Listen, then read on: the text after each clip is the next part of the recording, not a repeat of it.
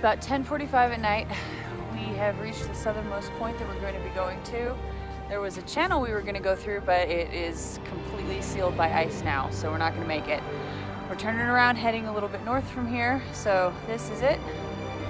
Southernmost point, beautiful clear day, so we might actually see a sunset in about an hour or two.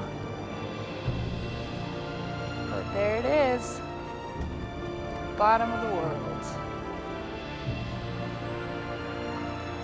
Gorgeous. See that? Look at that.